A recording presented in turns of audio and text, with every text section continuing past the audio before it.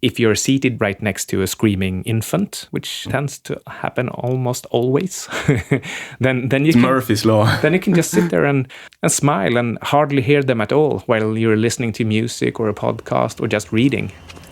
I sent 2 units. They're bringing her down now. No, Lieutenant, your men are already dead. The future is approaching faster than ever. Technological change is speeding up, and your already maladapted evolutionary mismatches are multiplying. In the future, the current version of you is already dead. The way around that is to keep learning, keep evolving, mentally, psychologically, physically, and financially. Today, we will talk about our best physical tools and items that we use for higher productivity in everyday life and our professions. Right, higher productivity and better life quality and health. Things that really have benefited us. Basic stuff, but it's still important. Yeah, and we will give a list of all these to the newsletter with links to all the items. Yeah, so don't forget to subscribe to our newsletter. Right. And before we begin with covering these items, I want to say that one of the most basic things that you should do is you should buy a fast computer, a fast working laptop, and you should have a fast Wi-Fi connection or internet connection if you don't already have that, because you spend a lot of your time working, and if you have to reboot for an extra 5 minutes or if your internet is slow, just like we mentioned in the other episode about the different software tools and stuff like that we use. If your email is super slow, then speed it up, because that's cumulatively going to help you a lot. I typically often wait all too long before changing my stuff. Yeah, me too often. And I know that for I think the last 12 months you were complaining or suggesting that maybe, Mike, you should change your computer. Yeah, it's not like you can't afford it. No, and I don't know why I don't change it. It's just that I have trouble committing to doing stuff.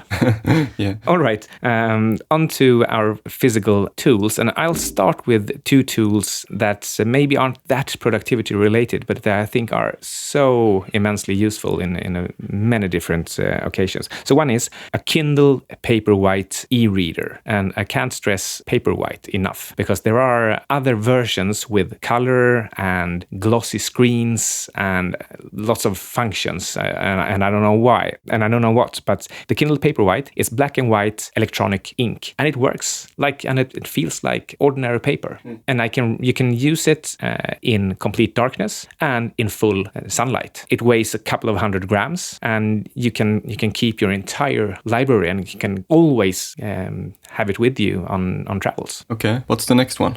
It's digital noise cancellation earbuds, and I specifically like the Bose Quiet Control ones. And there are several versions, but I use in-ear and with a wire, with a cord. But there are wireless Bluetooth ones, and there are over-ear as well as in-ear. What's so good with these ones is that it cancels all outside noise, which means if you're seated right next to the engines on an airplane or right next to a screaming infant, which that can often happen, tends to happen almost always, then you can, Murphy's Law. Then you can just sit there and smile and hardly hear them at all while you're listening to music or a podcast or just reading, just enjoying the silence of the headphones. Yeah, I think this is, I don't know how much money these guys have made of this product, but it seems like it's a really good product because it really hits a specific segment of the population that need this. People are like audiophiles who have special sensitivity towards noise. Everyone would appreciate the benefits of not hearing a screaming child, but some people have a stronger hearing than other people. And I think that if you are the kind of person, if you're a knowledge worker or just a knowledgeophile, and you tend to move around a lot and you want to be able to access information all the time, then the Kindle e-reader and the Bose Quiet Control taken together means that you can read everything in quiet everywhere. Yeah, that's a good advice. I think everyone should always bring a book or this Kindle e-reader when they're traveling, because you will always have downtimes in queues and things like that. And that often amounts to several several hours that you could read instead of waste. Or you could listen to a podcast too. But sometimes you don't have internet connection. Okay. Moving on. This is something that you have. Yeah. It's a special kind of a bed sheet that has a certain kind of construction around the corners, which means that it stays in place. Okay, so this is called kuvertlakan in Sweden. Yeah, and I have no idea what they would call it in English. Envelope sheets. Yeah, I know, but just think of them as specifically tailored to hug around the corners to make the sheet actually stay in place, no matter what you do in bed. But whatever you do, keep your hands on top of the covers. Okay, moving on. A calculator. Just get a basic calculator and keep it next to your computer, either at home or in the office, because sometimes you need to do calculations and you might not want to open up a web page to do it. Yeah, or use your smartphone, which also is distracting, because that you should leave your smartphone in another room. Good point. Okay, next one. An electrical toothbrush. I use that. Me too. Dentist recommended it, I don't know, decades ago. And I was quite surprised, because I thought that maybe you shouldn't use this stuff, that it was cheating and it didn't turn out as good as old manual toothbrushing. But it turns out that electrical toothbrushes are way, way superior to manual ones. Yeah, so get one of those, and it doesn't have to cost more than like $20 or $30. And then you should also get floss. You should get physical, big flossing threads, and then you should floss every day in the morning or at night or both. This is a really good but boring habit. I actually was, my dentist, when I went there a couple of weeks ago, she thought I was really good at this, so it pays off. All right. You should use a laser printer. And I think one of the more important things to consider when buying a laser printer is whether you want or need color or not. I know you prefer color. I mean, it's a nice option to have. And it's not that expensive. No, I have one for $110 and it works fine. And another thing to consider is how much does the refill cost? How much does the toner cost? And there are very cheap inkjet printers, but where the inkjet cartridges are very expensive. I think if you don't need to be extreme, which probably most people don't, you just need a printer to use every now and then, and then you can just get one for about $100 and you will get good enough. Yeah, and it's if you're one of those cheap persons that I am, and you think that you don't really need a printer because you print things so rarely, then think again, because it's very comfortable, even for those like 100 pages that you print out over the course of a year, to actually do it at home. It could be tickets or instructions, notes. Yeah, we print out our notes for doing the podcast, for example. That's helpful. And then you recommend a whiteboard? Yeah, I think everyone should have at least one whiteboard. One for your home, and then one preferably for your office if you have a physical office. So 1 or 2 whiteboards. And then you use these whiteboards you also buy whiteboard markers. And then you write things down as you have them, and then you see them, and then you expose yourself to this message as you live at home. It's a good way to train your subconscious and stuff. I often recommend people to sit in a squat position as often as possible, because it's good for your hip mobility. But you have taken this one step further. I'm actually sitting in a squat position in this chair right now. He is. Although I'm bending my back a bit, but it's still... And you've taken this practice to the bathroom as well, going real native. Yeah, what you can do is, here's the next item that I recommend. It's a bathroom stool. You can either buy one for like $10 on Amazon, or you can just use a small stool in your, one of these small chairs that you place your feet on. And then you use this to sit in squat position on the bathroom. This is a very weird thing to some people maybe, but it's actually really healthy. And it's a very good preventive healthy practice to train yourself on early in life and also before you become older. Because what we do in the Western world is that we have poor bathroom habits. We place too much pressure on our ass basically. And over time this makes us push too hard and it's not good for the muscles. So think of this bathroom stool as an anti-ass pressure device. Yeah. Your colon is open for quick and efficient release. And that's why we invented turbo.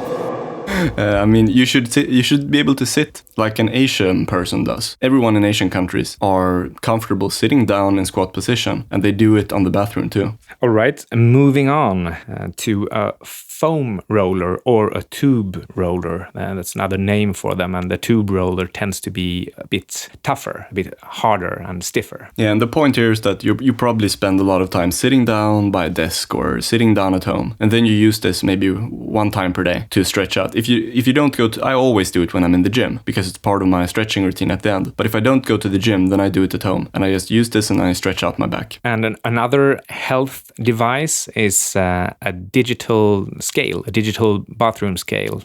Maybe do you have one that's connected? That's no. Online?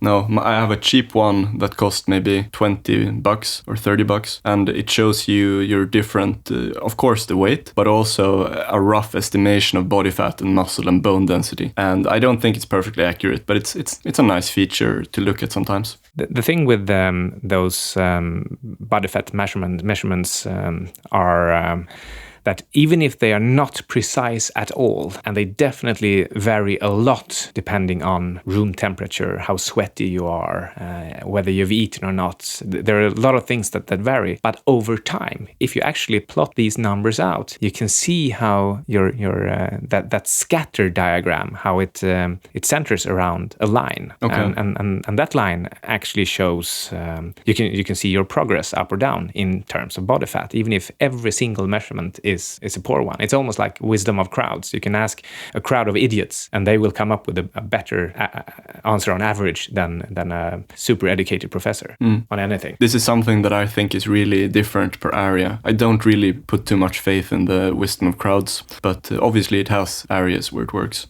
Yeah, the crowd is very good at guessing the weights of like a bull or calculating the number of beans in a jar. But for more complicated stuff, they're not good at all. Yeah, areas where you can make money, where you have expert pattern recognition, for example. Okay, so moving on, a laptop stand or a laptop cooler, and this is a small thing that you place your laptop on, so that you can sit in a couch with your laptop on your lap, you know. And what it does is that, first of all, it improves your posture, and second of all, it allows you to change and vary where you work more easily. So it's like an incentive to doing that, and that's pretty useful, especially if you like to work remotely from different places. And then finally, if you have one of these coolers, then it also keeps your laptop cool with fans underneath. So I strongly recommend everyone to get one of those. Do you have one specific that you could recommend? I do, but I don't remember the name, but I can link to it. Yeah, that would be good. Yeah, and then another one is multicolored pencils. You can buy a 4-pack of these. These are my favorite ones, and you have these 4 different colors: blue, black, red, green, and then you learn color coding. This is such a useful basic thing that everyone should learn, because it makes you review notes much faster, and it allows you to basically, it allows you to communicate better with yourself if you learn color coding. So I learned this when I was like 21, and I just use it automatically now. I used to do this in high school, but I don't know why it fell out of habit. And I can definitely see the upside, and it probably just takes a couple of weeks until you automatically use a certain color for a certain kind of information. But I don't know. I just don't do it anymore. Anyway, everyone who's young should learn this fast in life, because it's so easy. And then next item is a physical almanack. And this is something that we mentioned in episode number 2, how to measure your mood and become more creative. And what you do is you buy a physical almanack, and then for you can do it for a long time, but I think you will get 80% of the benefits from this experiment in just 2 weeks. If you just write down up or down for a day, if you feel that you have extra energy or extra creativity, and then down if you feel worse than average. If you have an average day, you don't even write anything. Yeah, and then you can of course use the physical almanac for other things, and also for redoing this mood energy test, maybe every quarter or so. That's true. Anyway, I did this for more than a year, and I have to say I got almost all the gains from doing it in just a few weeks. So I recommend this experiment to everyone who wants to know their moods better, if it varies. Okay, and then we have from episode number 16, to avoid chronic stress. You can go there for more information. And there we recommended a blood pressure monitor. And I have one from the brand Omron that costs around $100. And you can use this every week or so to check out your blood pressure. This is a good way to avoid chronic stress, because if you see constantly that you have elevated blood pressure, then that's a very bad sign. And a little bit similarly to the bathroom scale in regards the blood pressure monitor. I know that professionals always like to say that these are highly unreliable and you should never use them for important things. But at the same time, I've done a ton of measurements professionally, and I've compared them to my measurements at home, and I think the home device it works perfectly. Well, I mean, it's just because the medical profession wants to keep its salary. Yeah, they don't have any incentives that you should learn this. Yeah, and of course, your device could be faulty, or it could degrade over time. But what you can use it for is you can see trends, and if you start getting weird measurements, then you go see a physician. Yeah, the big point is, like we said in that episode number 16, we went into detail there, and the big point is that this is boundary testing. You see if you consistently have too high blood pressure, then it can be a problem. Usually, it's not a problem. All right, and finally, for this episode and for the physical items and tools, we have a couple of useful things that we talked about in episode 15, the top 3 preventative health tests to do. And those are vitamins and minerals, which in Sweden you can test through a site called Werlabs. And there are hormonal tests like testosterone, estrogen, thyroid, cortisol, etc. Do you have a specific test for a specific site for that? Because no, you don't do it in Sweden. Because it's you can do it in Werlabs in Sweden, but it's going to be different for international listeners. You simply have to Google hormonal tests for yourself, and then you will find it. But I don't have any big recommendation. Yeah, and finally, you can get a measurement of your fatty acids in your bloodstream from Arctic Med. Yes, this is good for your blood fats. So these are the 3 tests: vitamins and minerals, hormonal tests, and fatty acids. And you should do these every few years to be sure that your health is not going to hell. And we will provide a list of all these tools in our usual summary in the email. Yeah, and the links to the other episodes in the description. And also, finally, if you have a tool you'd like to recommend, you can email us at admin@futureskillspodcast.com. All right, excellent. Thanks for listening to Future Skills, and see you next time. Cheers.